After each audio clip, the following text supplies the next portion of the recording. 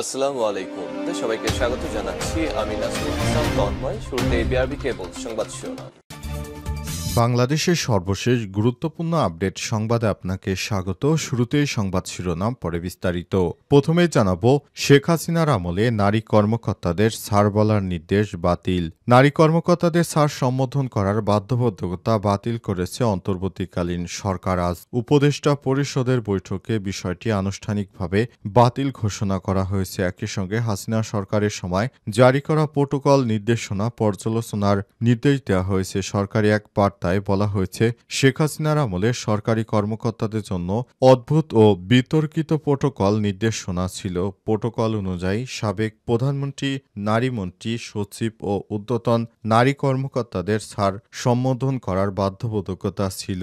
এখন অনেক স্থানে নারী কর্মকর্তাদের ছাড় বলা হচ্ছে, যা সামাজিক প্রশাসনিকভাবে স্পষ্টই বেমানান এবং অস্বস্তিকর।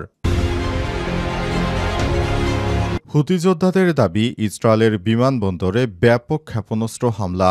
ইসরায়েলের বিমানবন্দরে ক্ষেপণাস্ত্র হামলা চালিয়েছে হুতি যোদ্ধারা। ইসরায়েলি সেনাবাহিনী বলছে যে তারা ওই হামলা প্রতিহত করেছে। তবে টেলিভিশনে সম্প্রচারিত এক ভিডিও বার্তায় হুতিদের সামরিক মুখপাত্র ইয়াহিয়া সারি বলেছেন, তাদের যোদ্ধারা তেল আবিবের কাছে বেন গুরিয়ন আন্তর্জাতিক বিমানবন্দরের দিকে একটি জোলফাগার ব্যালিস্টিক ক্ষেপণাস্ত্র নিক্ষেপ করে। এর ফলে ৩০০টিরও বেশি ছোট বড় শহরে বিমান সাইরেন বেজে ওঠে। লাখ লাখ ইহুদিরা পালিয়ে যায় বাংকারে। এরপর জানাবো, বিষণ্ণতায় কাতর ইসরায়েলি শিবির, নিজেকে শেষ করে দিলেন ইসরায়েলের আরও এক সেনা সদস্য।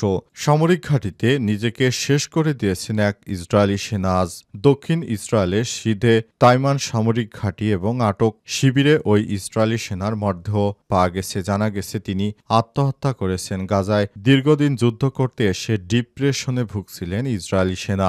এদিকে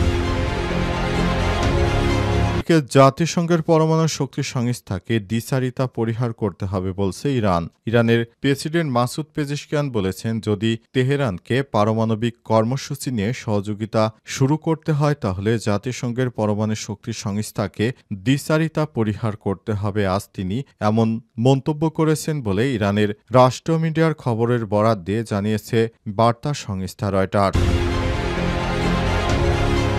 এদিকে নিজ বাড়িতে টেনিস খেলোয়াড় মেয়েকে গুলি করে হত্যা করলেন বাবা।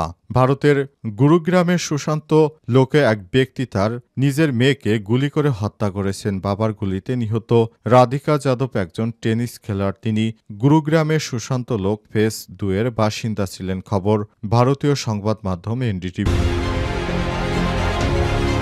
শেখ হাসিনার আমলে নারী কর্মকর্তাদের ছাড় বলার নির্দেশ বাতিল। নারী কর্মকর্তাদের ছাড় সম্বোধন করার বাধ্যবাধকতা বাতিল করেছে অন্তর্বর্তীকালীন সরকার। আজ উপদেষ্টা পরিষদের বৈঠকে বিষয়টি আনুষ্ঠানিকভাবে বাতিল ঘোষণা করা হয়েছে। একই সঙ্গে হাসিনা সরকারের সময় জারি করা প্রোটোকল নির্দেশনা পর্যালোচনার নির্দেশ দেওয়া হয়েছে। সরকারি এক বার্তায় বলা হয়েছে, শেখ হাসিনার আমলে সরকারি কর্মকর্তাদের জন্য অদ্ভুত ও বিতর্কিত প্রোটোকল নির্দেশনা ছিল। প্রোটোকল অনুযায়ী সাবেক প্রধানমন্ত্রী, নারীমন্ত্রী, সচিব ও ঊর্ধ্বতন নারী কর্মকর্তাদের ছাড় সম্বোধন করার বাধ্যবাধকতা ছিল। এখন অনেক স্থানে নারী কর্মকর্তাদের ছাড় বলা হচ্ছে, যা সামাজিক প্রশাসনিকভাবে স্পষ্টই বেমানান এবং অস্বস্তিকর।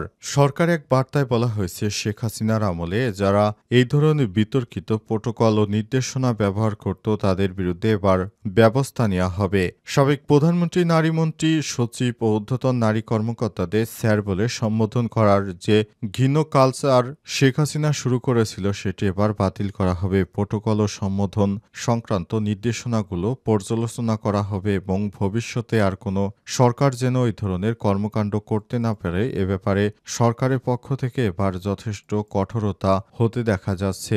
বিশেষ করে অন্তর্বর্তীকালীন সরকার ক্ষমতায় আসার পরই শেখ হাসিনার সময়ে যেসব বিতর্কিত বিভিন্ন ইস্যু ছিল সেগুলোকে ধীরে ধীরে বাতিল করছে অন্তর্বর্তীকালীন সরকার। হুতি যোদ্ধাদের দাবি, ইসরায়েলের বিমানবন্দরে ক্ষেপণাস্ত্র হামলা।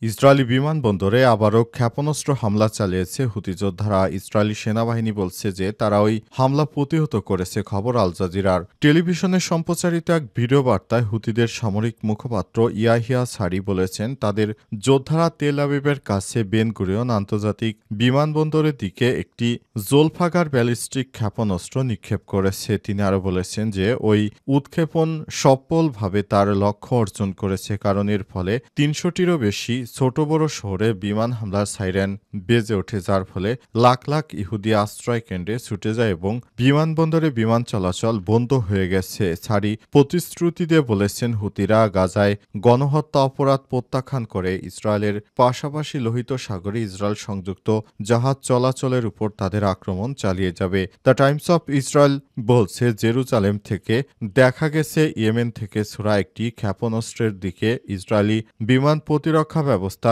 ইন্টারসেপ্টর ক্ষেপণাস্ত্র নিক্ষেপ করছে। তবে এই হামলায় হতাহত বা ক্ষয়ক্ষতির বিষয় উভয় দেশের পক্ষ থেকে কিছু জানানো হয়নি। হুতি যোদ্ধারা ইহুদিবাদী ইসরায়েলকে চরম শিক্ষা দিতে শুরু করেছে। হুতিদের হামলায় ইহুদিবাদী ইসরায়েলের সবকিছু ধ্বংস হয়ে যাচ্ছে। এ অবস্থায় ইহুদিবাদী ইসরায়েল কোনো কিছুই করতে পারছে না। তারা শুধু আকাশের দিকে তাকিয়ে আছে। কিভাবে তারা মিসাইলকে প্রতিহত করবে সে ব্যাপারে তাদের কাছে এখনো কোনো আধুনিক সরঞ্জাম নেই। যা আছে সবকিছু ভেদ করেই হুতিরা এখনো হামলা অব্যাহত রেখেছে। হামলায় ইহুদিবাদী ইসরায়েলের বিভিন্ন গুরুত্বপূর্ণ অবকাঠামো ধ্বংস হয়ে যাচ্ছে।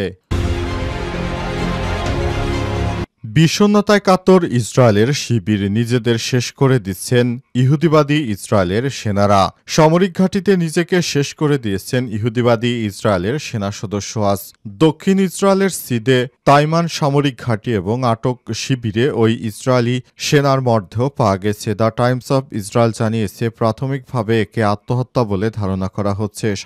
সংবাদ মাধ্যমটি বলছে, ইসরায়েলি সেনাবাহিনী সেনার মৃত্যুর আশেপাশের পরিস্থিতি তদন্ত শুরু করেছে। ইসরায়েলি সেনাবাহিনীর উদ্ধৃতি দিয়ে বলা হয়েছে যে সেনাকে তার মৃত্যুর কিছুক্ষণ আগে সামরিক পুলিশ জিজ্ঞাসাবাদ করেছিল। জিজ্ঞাসাবাদটি কোনো অপারেশনাল ঘটনার সঙ্গে সম্পর্কিত ছিল না, তা জানা সম্ভব হয়নি। মানসিক চাপই প্রধান কারণ। এই আত্মহত্যার ঘটনা সামনে এলে এমন এক সময় যখন সম্প্রতি বছরগুলোতে ইসরায়েলি সেনাদের মধ্যে আত্মহত্যার প্রবণতা নিয়মিত এবং উদ্বেগজনকভাবে বৃদ্ধি পেয়েছে। ইসরায়েলি দৈনিক ইদিয়ত আহরনাত 2023 সালের নভেম্বর মাসে একটি তদন্তমূলক প্রতিবেদন নিয়ে জানায়, শুধু ওই বছরেই অন্তত 6 জন ইসরায়েলি সেনা সদস্য আত্মহত্যা করেছে। প্রতিবেদনে সেনাবাহিনীর ঘনিষ্ঠ সূত্রের উদ্ধৃতি দিয়ে বলা হয়েছে, এসব আত্মহত্যার পেছনে মূলত কাজ করছে দীর্ঘদিনের গাজা লেবানন যুদ্ধক্ষেত্রে অবস্থান টানা সন্ত্রাস দমন অভিযানে জড়িয়ে পড়া সহযোদ্ধাদের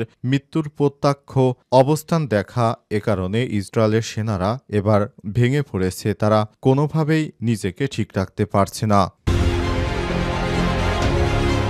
জাতিসংঘের পরমাণু শক্তি সংস্থাকে দ্বিচারিতা পরিহার করতে হবে বলছে ইরান। ইরানের প্রেসিডেন্ট মাসুদ পেজেশকিয়ান বলেছেন, যদি তেহরানকে পারমাণবিক কর্মসূচি নিয়ে সহযোগিতা শুরু করতে হয় তাহলে জাতিসংঘের পরমাণু শক্তি সংস্থাকে দ্বিচারিতা পরিহার করতে হবে। আজ তিনি এমন মন্তব্য করেছেন বলে ইরানের রাষ্ট্রীয় মিডিয়ার খবরের বরাত দিয়ে জানিয়েছে বার্তা সংস্থা রয়টার্স। প্রেসিডেন্ট মাসুদ পেজেশকিয়ান গত সপ্তাহে আন্তর্জাতিক পরমাণু শক্তি সংস্থার সঙ্গে সহযোগিতামূলক কার্যক্রম স্থগিত করেন। এরপরই ইরান থেকে আইএইএ তাদের কর্মকর্তাদের সরিয়ে নিতে বাধ্য হয়েছে।